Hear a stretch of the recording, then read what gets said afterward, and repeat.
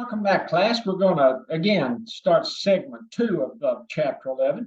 We're going to talk about charismatic and transformational leadership. And one of the first things that the authors jump into on the text, they say inspiration is the foundation, the common denominator of influence tactics below the dotted line. When they're talking about below the dotted line, go back to that schematic that they had right at the first of the chapter where they were talking about bases of power and influential tactics. So that's what they're talking about below that dotted line.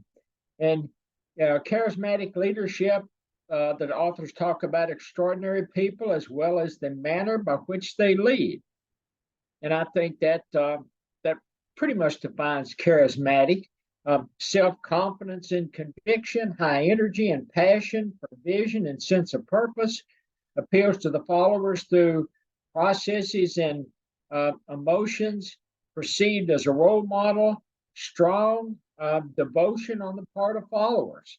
And even so, they kind of go through these characteristics of the authors, at least, on how they view charismatic leadership, but they do throw that caveat in there that says, all of these, I don't know, 5 or 6 kind of parameters or definitions or adjectives for a charismatic leader is all, kind of in the eye of the beholder. So basically said it's open to individual interpretation. I'm not sure, and maybe it's because of the functions that I have worked or the functional areas that I've worked in healthcare. I'm not sure I've ever had at least in the kind of the divisions or the sections I've worked in, I'm not sure I've ever had a charismatic leader. I've reported in a lot of my career either to medical directors, actuaries, CFOs, and most of those individuals, most CFOs are accountants. Actuaries, they're kind of like economists, accountants, economists, actuaries, not a lot of personality, not going to be that charismatic. Medical directors are, physicians by training. And again, I've not seen too many charismatic medical directors either.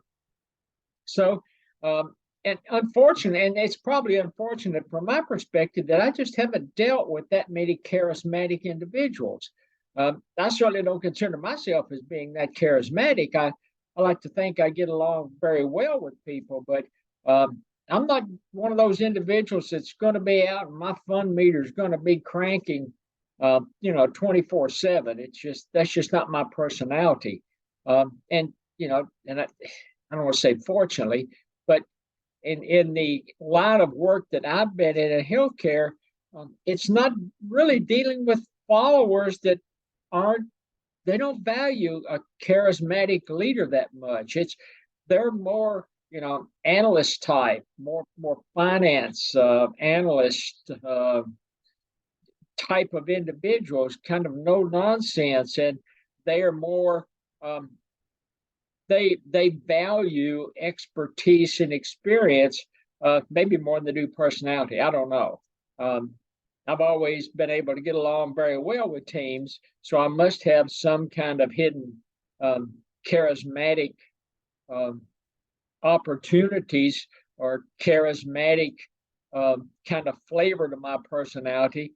But again, in the areas, functional areas that I've worked in healthcare, I haven't really reported to anybody charismatic, and I personally, in my leadership roles, haven't had to be that charismatic. So I think it's one thing that they do talk about a charismatic leadership, decisive action during times of crisis, vision, actions may assuage fears. And I've been a leader in multiple teams in times of crisis, and been very decisive, and we've always been able to move from point A to point B. So maybe there's something hidden there in my character that I don't recognize. And I go back to the decisive action during times of crisis. I can remember being in Buffalo, working at Blue Cross Blue Shield when COVID hit. And there was a definite fear within the healthcare community that there weren't going to be enough resources to provide healthcare for everybody in the Buffalo market. And that was just the overall arching, and it definitely was a crisis. And within the health plans, and it wasn't just Blue Cross Blue Shield, it was the other health plans in that Buffalo market. There was a concern was what was going to happen to the revenue side of the health plan, because the revenue side of health plan is built on membership. It's built on benefit contracts that health plans sell to employer groups, and employer groups are going out of business. They were closing their doors, and it put a lot of health plans in kind of a dire situations. But and I will give the leader, I'll give the CEO credit, at least the guy that was in place at that time.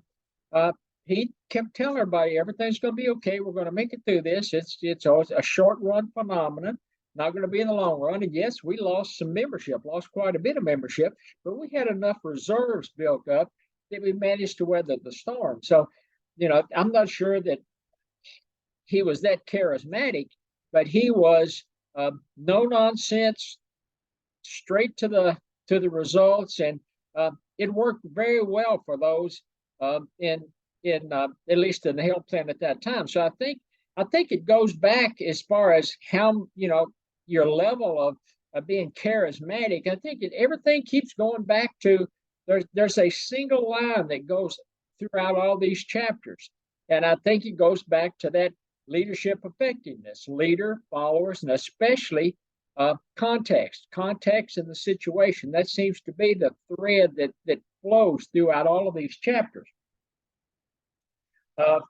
They talk about charismatic leadership. It can be a double-edged sword, good versus bad, evil purposes. And they bring up that Jim Jones that what do they talk about that he coined? They coined the term, Kool-Aid drinker, because they put I guess it was arsenic and cups of Kool-Aid, and they all drank the Kool-Aid. Well, not all of them. There were a few that refused to, but the majority of them drank the Kool-Aid, and they committed mass suicide.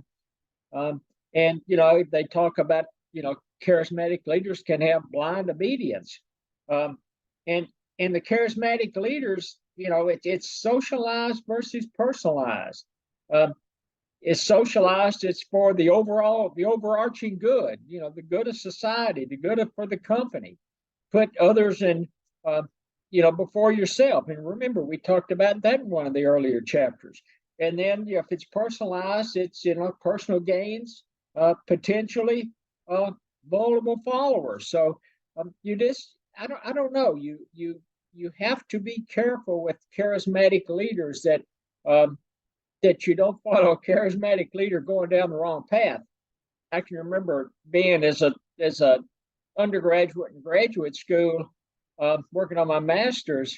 I happened to be the alumni treasurer for the fraternity that I was in, and we were somewhat fortunate. We owned the fraternity house that we called home, and then we bought the houses on each side of us. We rented one to another fraternity, and the other one we rented to a group of, it was a Maranatha Christian Center. And you're talking about a charismatic leader and a charismatic group.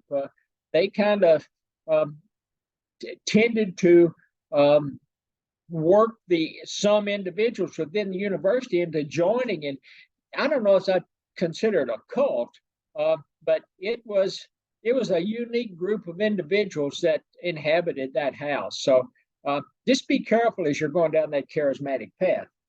And then they jump from a charismatic leader into a transformational leader. And it's, transformational leadership, and they are correct. It's highly associated with performance. And I think Bernard Ross is kind of the one that they give credit to coining the phrase of this transformational leadership. And it focuses on the 3 I's, transformational leadership. And again, it's catchy that they talk about the 3 I's.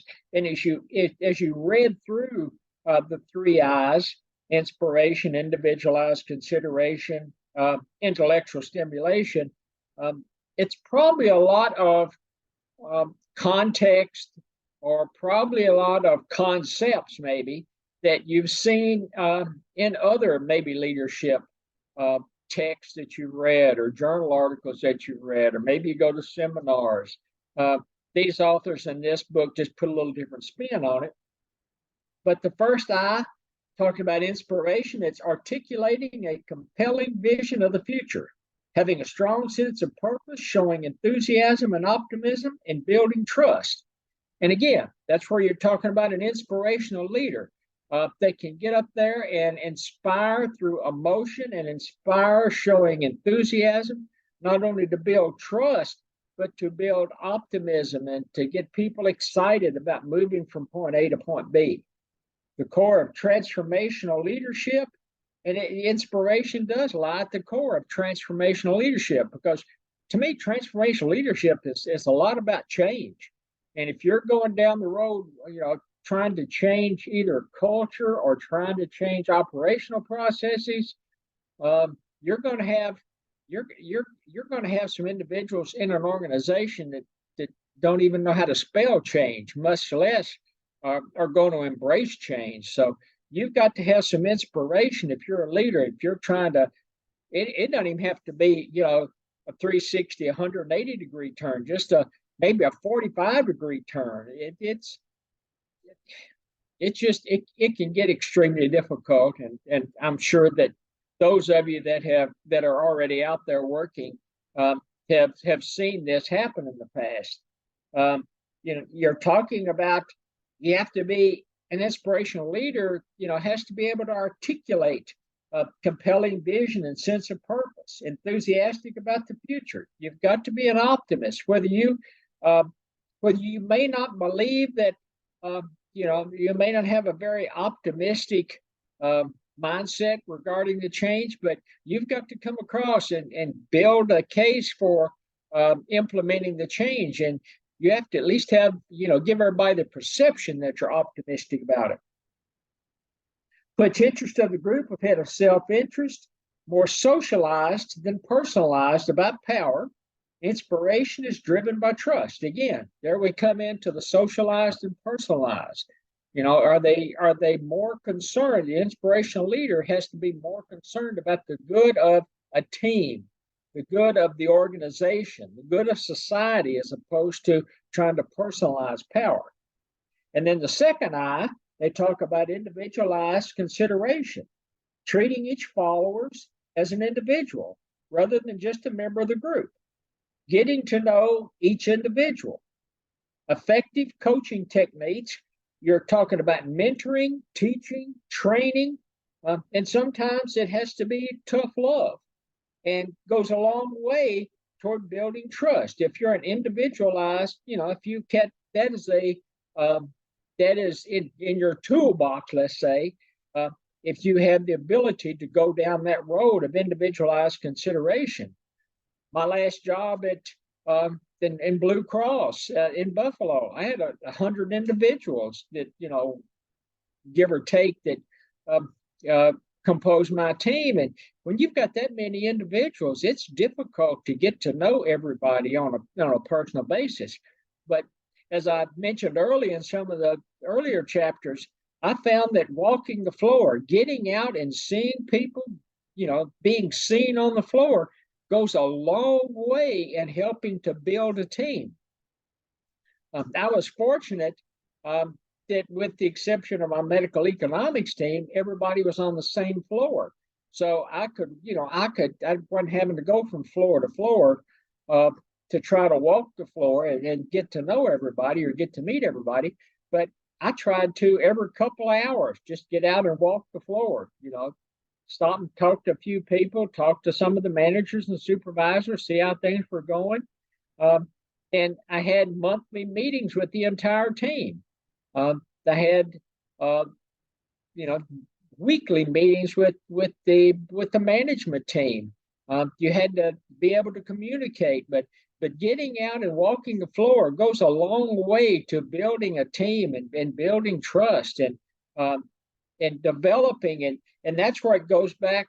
They talk about the individualized consideration. That's where it comes in. They talk about effective coaching techniques. That's where you're building the human capital of that team. If you go back um, to your microeconomics classes and you think about the factors of production, one of those factors of production is labor. And if you're in an area that where the talent pool for labor is shallow, there's only really two ways to build that labor force that you'll need to ensure the operational effectiveness of a company. And that's either you hire a lot of unskilled individuals, so you increase the number of warm bodies you have, or you take the warm bodies you have and build their human capital through training and mentoring and motivation. And I've always found that building the human capital is significantly preferred with just going out on the street and hiring some warm bodies just to fill FTEs. The third I is intellectual stimulation. It's helping followers to think about problems and issues in new ways. Be one of those type of leaders that challenge new concepts that come up in meetings. Ask questions. Try to get to understand the concepts that people are putting forward. It's a more cognitive approach. Think about problems in a new way. And again, you always question assumptions. And this individual or this leadership type skill, it's intellectually stimulating. And I've always found not only intellectually stimulating for the team, but it's intellectually stimulating for me, because I have to think about what a team member is bringing forth, especially in a strategy session, trying to figure out how's the best way to get from point A to point B. And you get a lot of ideas brought forth, and it's almost like spaghetti or pasta. You're throwing them on the wall and see what sticks. And you'll find yourself not only questioning your approach to doing things as a leader, but you start trying to understand what the individuals bringing forth these ideas are. And sometimes, we talked about, I can't remember what chapter it was, we talked about, steady Eddie. Everybody needs a bunch of steady Eddies on their team, but you want I can't remember what the author had termed it. It wasn't Crazy Lucy. I can't remember. I'm drawing a blank at this point on the alternative to steady Eddie, but it's those individuals that throw out those concepts that you think are just so far off the wall. You're sitting there thinking, why in the world would anybody ever go down that path? But sometimes those are the absolute best ideas you end up with, especially once you start questioning them and start digging into them. And when you're intellectually stimulating a group, you are mitigating the problem of groupthink. Remember, we talked about in some of the previous issues about groupthink, where you have individuals that don't welcome diversity, they don't welcome new ideas, and as long as you're questioning that intellectually, trying to stimulate that team, it's going to break down that potential for groupthink. Transformational leadership is oriented toward what? It's oriented toward change and developing a bond between leaders and followers through trust. And those are two of the keys on transformational leadership. It's focused on change, and you're trying to build a bond among the team members, and that bond is built on trust.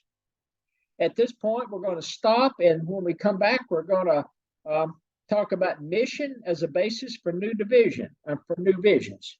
Talk to everybody in a few minutes.